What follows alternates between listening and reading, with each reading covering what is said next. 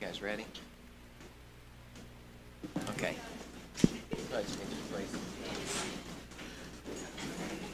I pledge allegiance to the flag of the United States of America and to the republic for which it stands, one nation, under God, indivisible, with liberty and justice for all.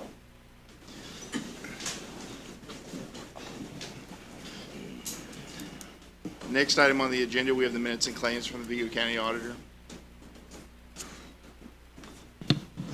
We've got the claim docket for October 30th through November 5th in the amount of $3,486,090.08.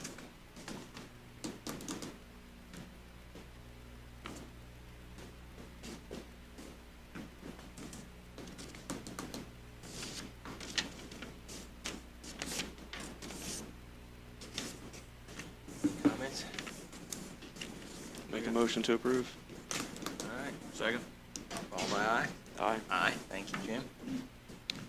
And next, we've got the minutes for the November 2nd meeting and the rezoning meeting November 8th. You gonna do both at once, Jim? Yeah. Make a motion to approve both minutes. Second. All by aye? Okay. Thank you, Karen. All The right. Coke machine discussion was not in those minutes, I noticed, so thanks for omitting that.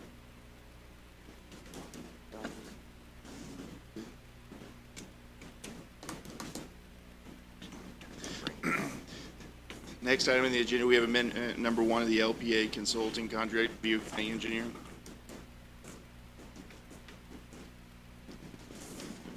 Good morning. First agreement is amendment to the countywide bridge inspection. As you recall, when we accepted Highway 40 in the western part of the county, which is now National Road, there are 4 bridges on that need to be rolled into our inspection inventory. So it's on the every 2-year cycle of inspection. So this amendment will roll those 4 in, plus another bridge that was discovered that wasn't in the inventory that should have been out on New Goshen Avenue. So there's 5 bridges total being amended into this contract and 3 being moved from a 2-year cycle to a 1-year cycle. So that's basically the entirety of the amendment there, and the additional funds are $17,946 for that amendment, and those will be spread out over the 4-year contract. Okay. Comment? So we just need a motion to approve the amendment. Correct, yes. Motion to approve the amendment Larry just spoke about. All by aye? Aye. Thank you, Larry. Thank you. And then next item on the agenda, we have amendment number 2, the LPA Consulting Contract Supplemental Agreement number 2. This is a supplemental for Bridge 322. During the design process of that and the comments through NDOT, there were some revisions that we needed. Design revisions to the contract that need to be done before it could be let. So to compensate that, there was originally included some money in there for temporary right-of-way for some parcels on the corners. It was discovered that we didn't need those. So that was being able to remove from the contract, so we moved most of that up there. So this is actually a savings from the total contract. The original contract was $265,500. This revision is $263,920. But all it basically does is move the money around in that contract on what is billable for that consultant. Comment? Okay. Second. Motion's made and second. All in favor, aye? Aye. Thank you. Thank you. Okay. Next item on the agenda, we have the RQAW for the commissioners. Okay, earlier this year we spoke about redoing the front entrance. After investigation was done, we found structural issues to the front of the building up here on the east side, some drainage issues, and actually the building has settled a little bit, just the awning section out there. So we had to stop what we were doing. We exhausted all resources, including turning it into our insurance to see if they would cover the cost. They will not. So in order to make all this stuff happen, we have to hire somebody to do a design, an investigation into actually what caused the issue, the drainage issue, and things like that. So it's contracts for RQAW, it's $75,000, it's the scope of services, all the assumptions, professional services, anticipated work, schedules 30 days for preliminary design, 15 days for schematic design, 15 days for design development, and then 30 days for the full construction documents. Once we get that design done, we'll put that out to bid to get it done.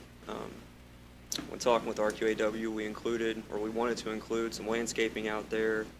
There'll have to be some concrete taken up, raised up, new asphalt. We were talking about an awning, new flagpoles, enclosed entrances, a desk up there, televisions, and then that will be the single point of entry for the annex for security purposes, also metal detectors and things like that. So, Jim, we looked at this for the COVID issues to help with access and more controlled environment. With that said, can we use some of the initial round of funding to cover this? Can rationalize it for public safety and health, I think you can. I think it's a no-brainer, because that's why we're doing the beginning, and just for historical purposes, we were moving forward with building the enclosed area, and then we realized the building's sinking. Yeah, it's,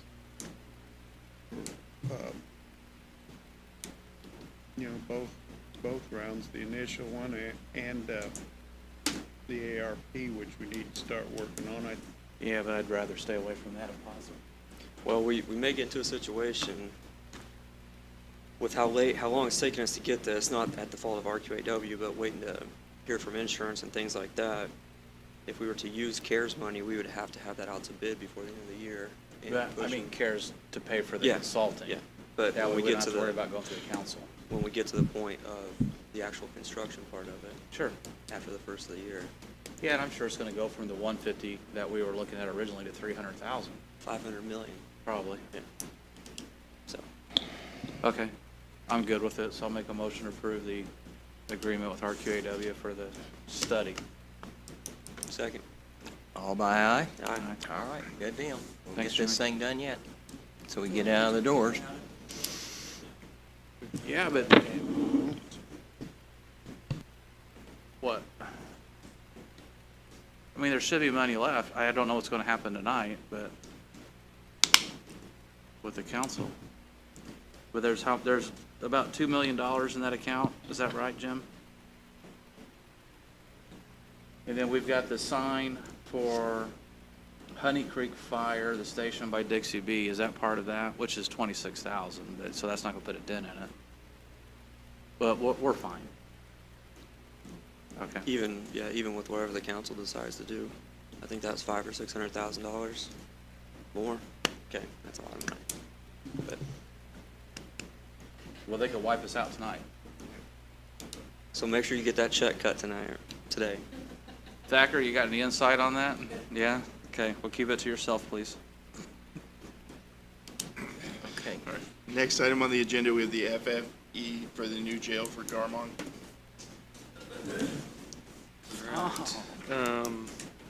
Yeah, so you guys know we put out, Garmong put out to public bid the furniture package, bid package 14. We got competitive bids back, 3 bids. We went through a scope review process to make sure everybody had everything, a full and correct bid package scope. Our low bidder is Fleming Interior Group. Their final bid is $201,385.94. And we would recommend that you go to a contract with them as the low bidder. And if you guys are good with this, we would prepare a contract for your review and signature. So that's what I have. Any comment, any questions on that? Tyler, were you worried? I mean, they were substantially, what, $30,000 lower than the next one? Is that right? So the next one was 223,000. 20,000. I don't know. Did I? Yeah, I gave. Yeah. Yeah, I've got copies here too. I just can't No, get there's no issues with that. We did a full scope review and everything's fine, so they've got a complete package to supply and install the whole package, so, And this still keeps us under budget yeah. by almost $120,000. Yeah, so currently we're under budget on, within the FF&E package. We're under budget. There's 4 items there that Charlie Funk will take care of: the fingerprint machine, video arraignment equipment, and then the booking counter and commissary kiosks. He'll handle. Now, I don't know if he'll ask for those costs to be put in this budget. Right now, they've not been put in here, so, Does this wrap us up on the FFE? yeah, this wraps us up. And the reason why we're doing this in this form versus our meetings that we have on site is because of the change from what we agreed upon at the last meeting, or not? Or we're just wrapping this one up? I'm just wrapping this up with final results. We didn't do this with the other ones, so, I mean, it's good to have you here, but. So the other items have been under the bid amount, right? This was larger, so it went to public bid, Okay. which is what's different. Well, I'm good. I'll make a motion to approve Fleming Interior Group and Tyler to prepare a contract. Second? All right, aye. Aye. All right. Thanks a lot. Moving Thanks, ahead. Tyler. Thank you. Next item on the agenda, we have comments from commissioners or other elected officials.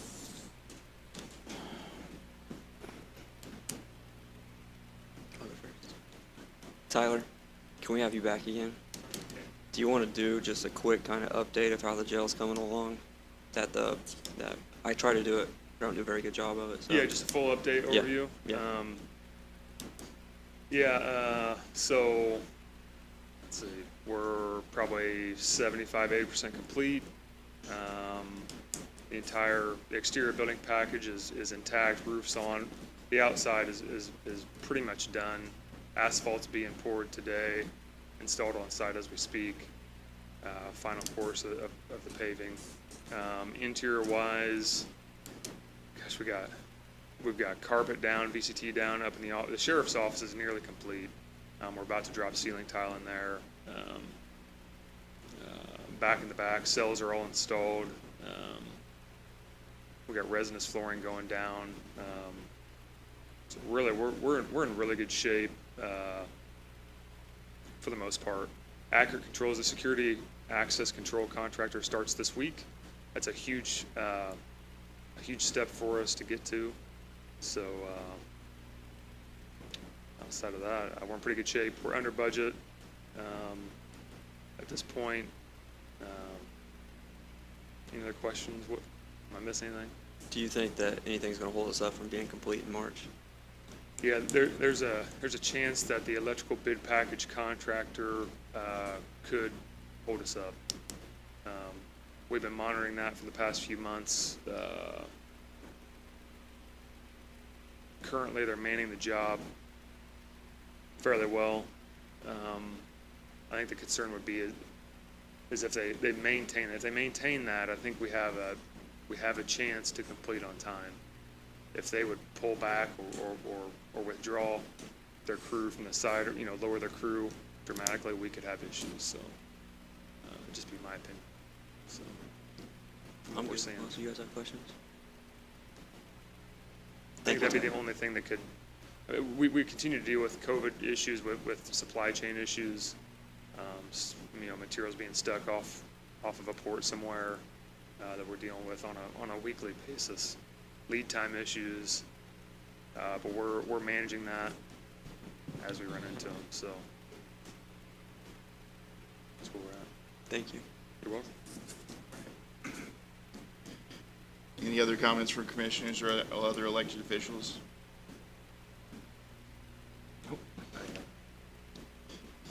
If not, then we'll move on to comments from the public. Does anyone from the public have comment? Public comment at this time, please. Good morning. My name's Kerry Sparks. I'm a landowner up on the north end of Vigo County, and we're here today. I've got a couple other landowners with me to speak of concerns that we have with the proposed project that's going on. That will be going on with the new bridge that's going in on Hasselberger Road up north there. We understand it from an article in the paper and from myself talking with Commissioner Kearns and Commissioner Morris that there's a proposed kayak trail that's going to go in along with that project. And I think, Brendan, I don't know, did you tell me that started at Burnett? No. The We looked at putting an access point there, a place off Tuttle, and a place on Hasselberger. on Hasselberger. Yeah, Burnett's pretty shallow there, but there's a project that I can't talk about publicly right now Okay. that I can inform you guys of at a later time Okay. regarding Burnett. Okay, all right. But anyhow, we have concerns as property owners about trespassing up on the property there.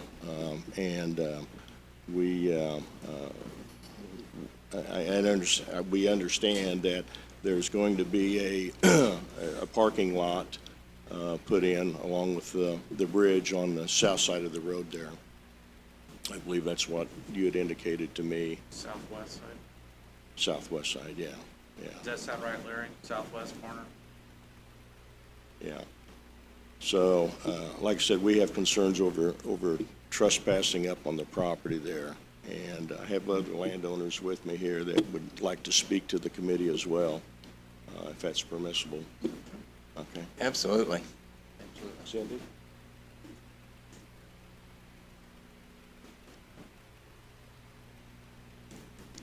My name is Cindy Rothrock, and we do own some of the property along the Otter Creek.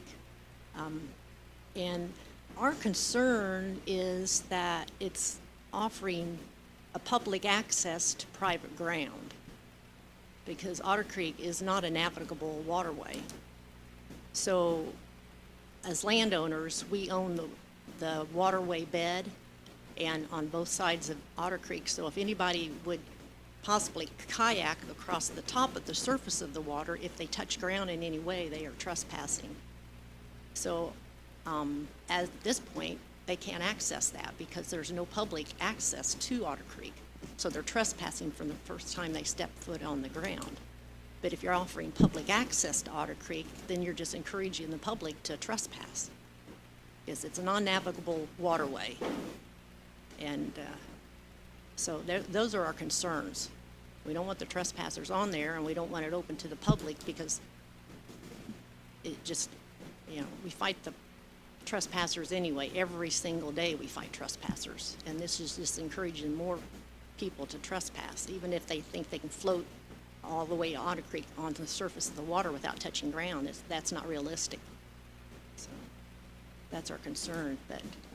And we'd like to be kind of kept informed on what's going on, if there's like a secret project or something going on.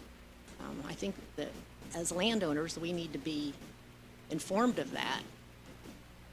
There's no secret project, which is why we mentioned it in the meeting, but now I'm kind of wishing I didn't. Okay. Well, if there's any kind of a project, still it seems like it should be open to the public before it's a done deal, so we have, the facts in front of us, so we can evaluate them, since it does concern us and our land. And it's not a done deal, Cindy. That's why it was mentioned in the meeting as part of the bridge replacement project, that when the equipment is removed from the staging area, that our goal is to turn that into a very small parking area for the 4, 5, or 6 people, including my family, that want to launch there and enjoy Otter Creek, which is, as you mentioned, not technically navigable, which I've already contacted the DNR, and we're working on that because there's an error as to why it was not. But you do not own Otter Creek. Land does not cross Otter Creek. We've looked into this. Otter Creek is specifically carved out as having no ownership. So everybody has a right to use Otter Creek. You're right, they can't jump up on your banks. That is not legal. And when this project moves forward, we will make sure to do what we can to get signage up to show people, hey, just like we did with the DNR properties, when I was involved with that. Orange sticks, but as you made a social media post 3 or 4 days ago, people still trespass on your land. Yes, they do. Trespassers, those aren't the people that are gonna be out there launching to go out and enjoy Otter Creek, to go down to the Wabash River to Fairbanks Park. Those aren't the people that we're worried about, which is what bothers me about all this. We're And- trying to do something proactive for the community, because this is what people want. And you're an avid outdoors person, you travel to Canada, you spend your money in other areas. We want people to come here and enjoy this community too. And we are doing what we can to improve the quality of life in this community. And this is a high demand, a high ask, public access on our waterways. And, you know, it bothers, well, But We're- if you open public access to Otter Creek, there won't just be 4 or 5 potentially kayakers. There will be lots of people using that access, and a lot of those people will have their campfires along there. There's more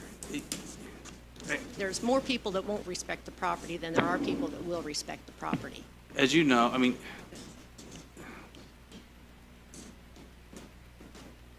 I don't see that happening.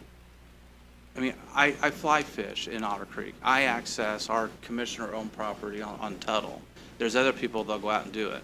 There's only one spot that has public access right now along Otter Creek from Markle Mill Dam to the river.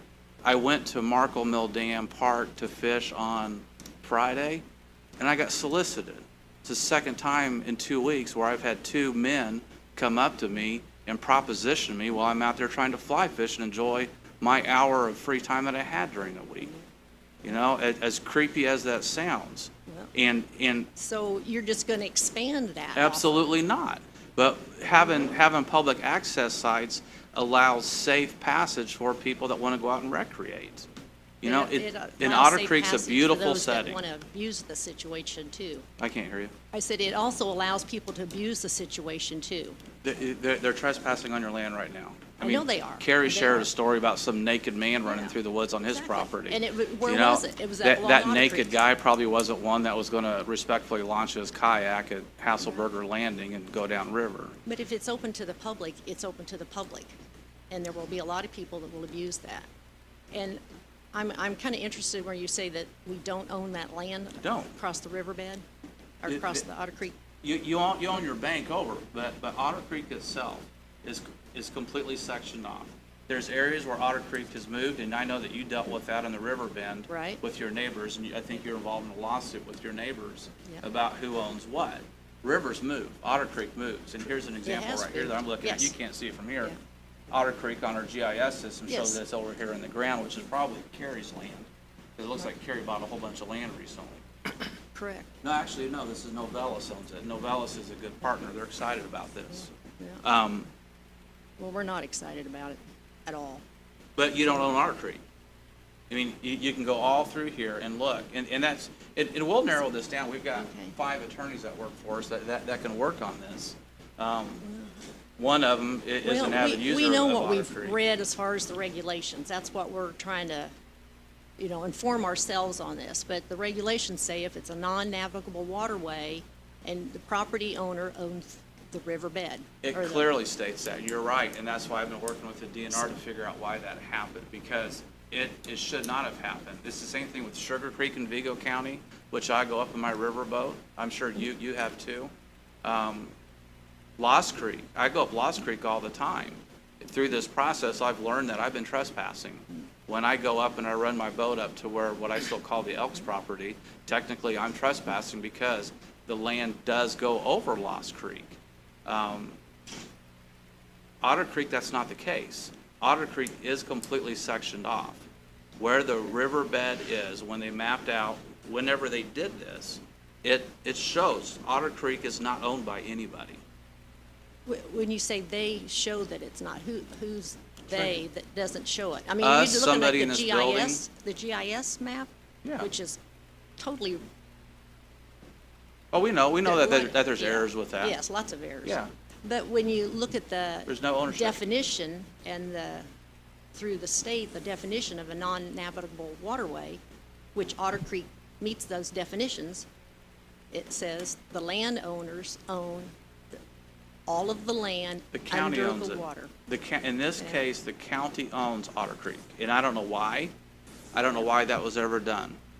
But that's what makes it unique. That goes back to what I was talking about Lost Creek and Sugar Creek. Lost Creek and Sugar Creek, landowners own that.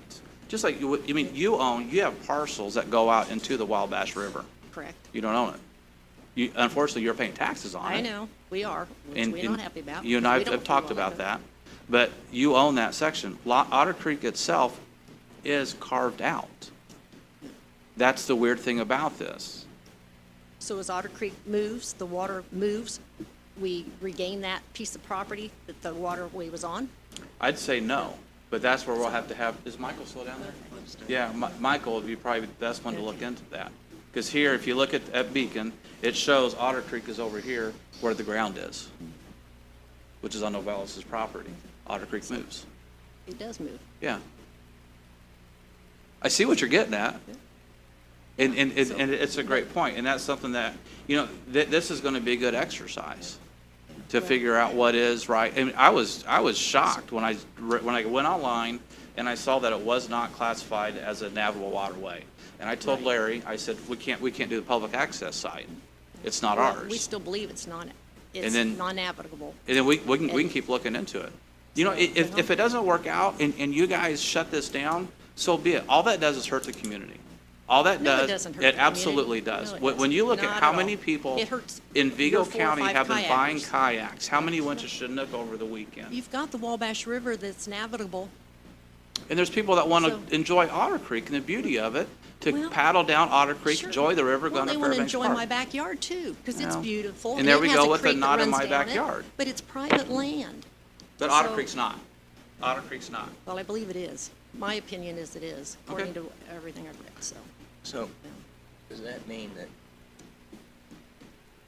when there's a log jam in the creek, that they're responsible for it Good, when it floods other people's property? absolutely, why not? But it Okay. didn't flood anybody else's property but our own. I'm just asking. Yeah. I mean, And the my- thing is, there are a lot of log jams, natural log jams, which add to the beauty of it, but it also means that the person would have to get out of their kayak and portage around it, so they're gonna be trespassing on the land. Okay. There's very few times that there would be a possibility of actually floating it without ever having to touch land. Okay, thank you. Thanks, Cindy. Thank you.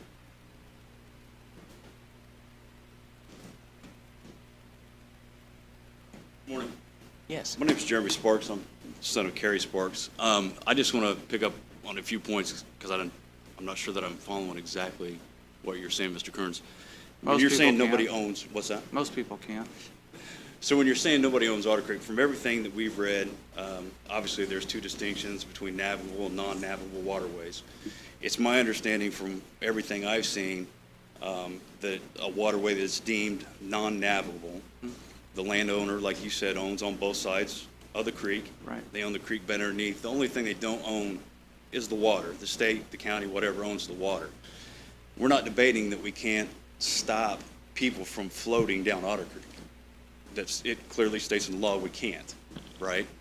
Our issue, go ahead, I'm confused then, because Cindy just said that she doesn't want people floating down.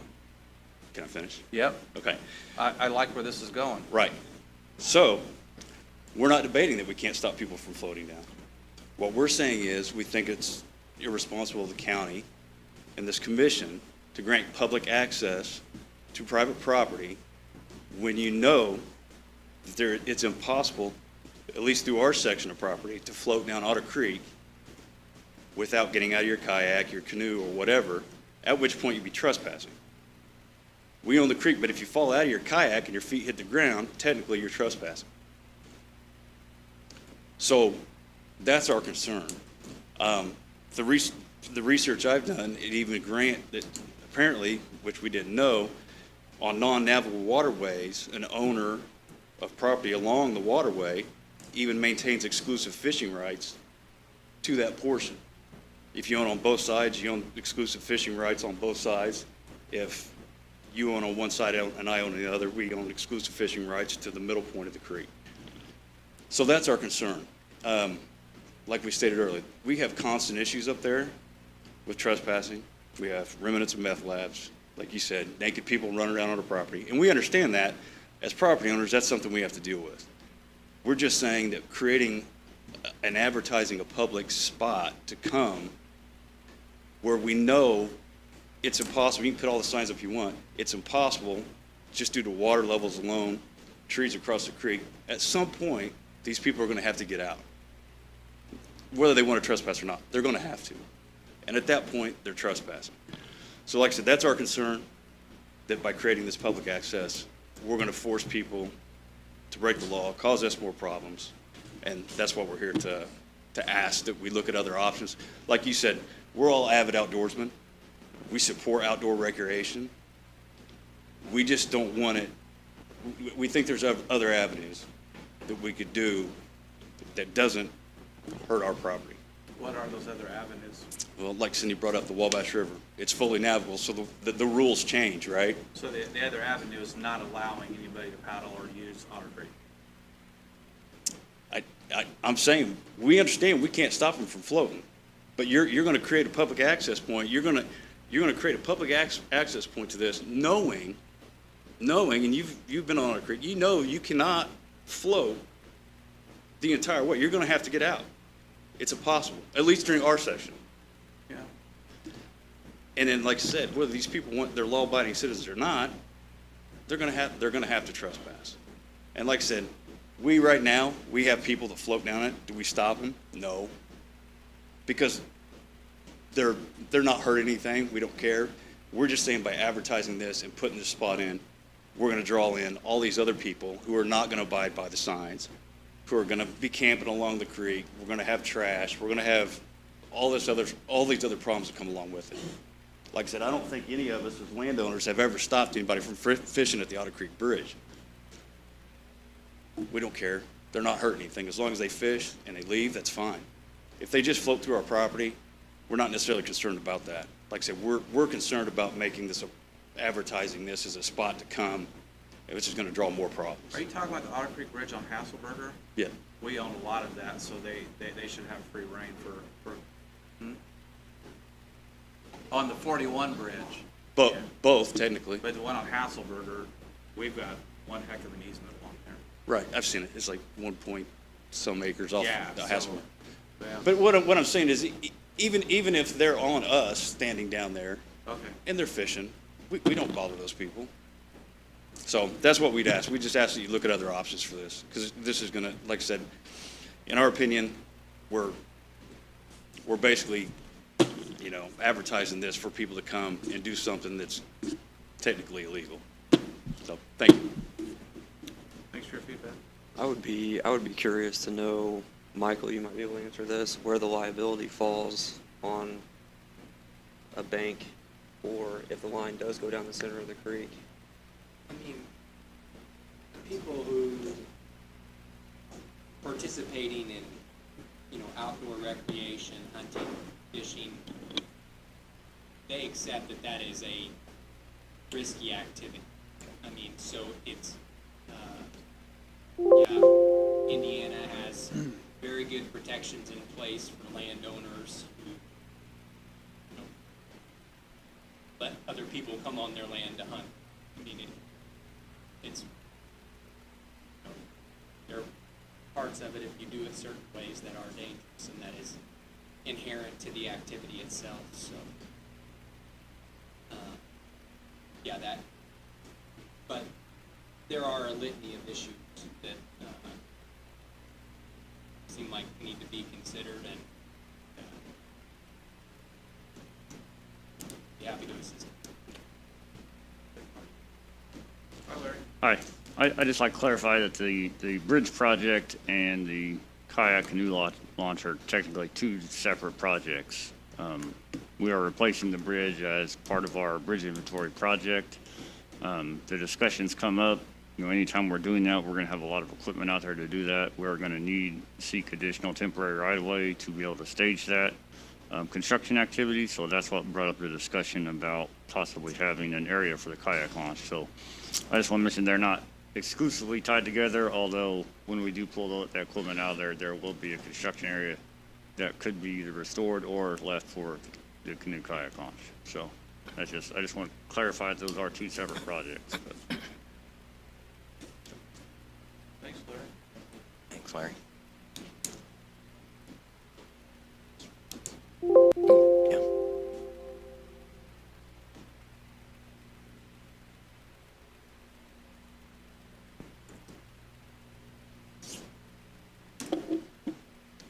My name's Jay Dennis. I'm a farmer in Otter Creek Township, retired farmer. And I own property along Otter Creek, from the mouth of Otter Creek to the US 41 bridge, probably about a mile, maybe a little less than that.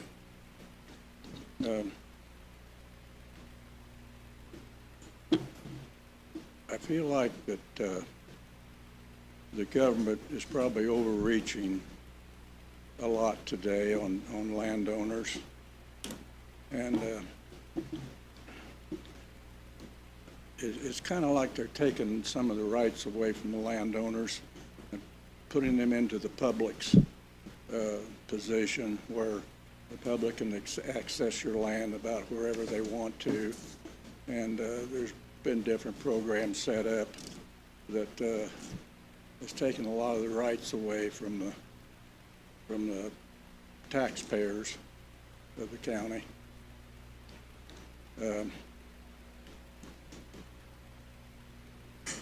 Mandate has been kind of a popular name here lately, covers a lot of things. And I think this is what this is. This is a mandate against the property owners to allow certain people to kayak on the creek, which actually, if anybody's been around Otter Creek very long and know about it, that creek is not navigable for canoes or kayaks.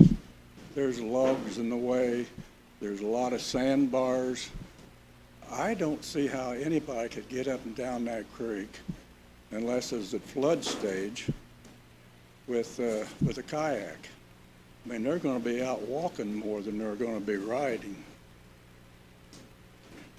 And also, I wonder about insurance. Suppose there's a drowning or something out there in that creek. Lawyers today can pretty much hold responsible about anybody that touches that accident area and hold them responsible. So it's just an intrusion, I feel like, on the property rights of people, the landowners, the taxpayers. Anybody have any questions I could answer? No? Thank you. Thank you very much, Mr. Dennis.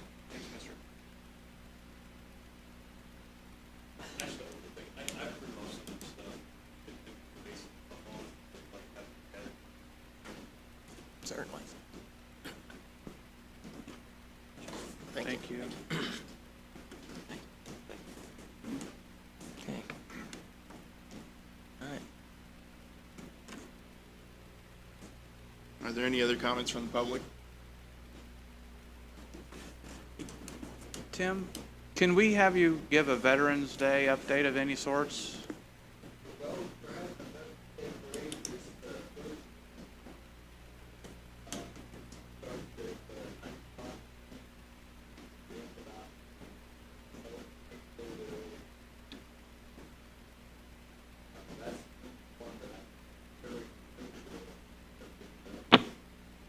And do you know what the route is?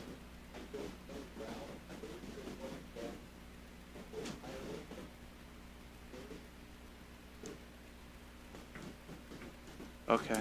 They're not going down Wabash Avenue? We'll look into it. And then I know, I talked to Brian Mundell with the Veterans Museum on Wabash. He told me that he was going to be open. I guess I probably should verify that before I say that publicly.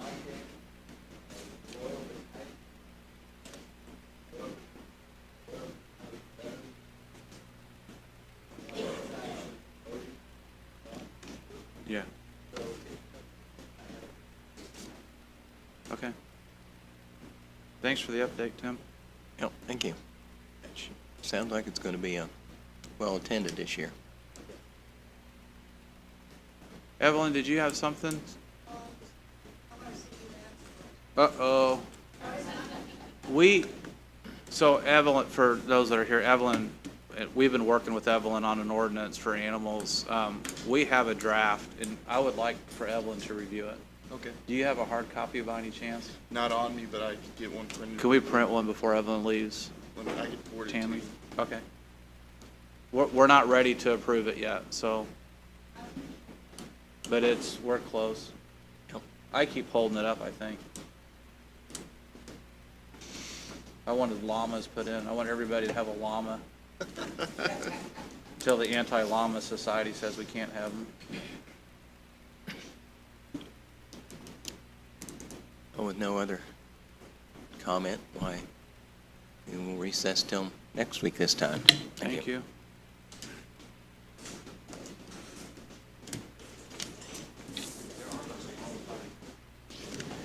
I forwarded it to Tammy. What do you think? I forwarded it to Tammy so she can go back. And I've heard rumors, let's just call it that.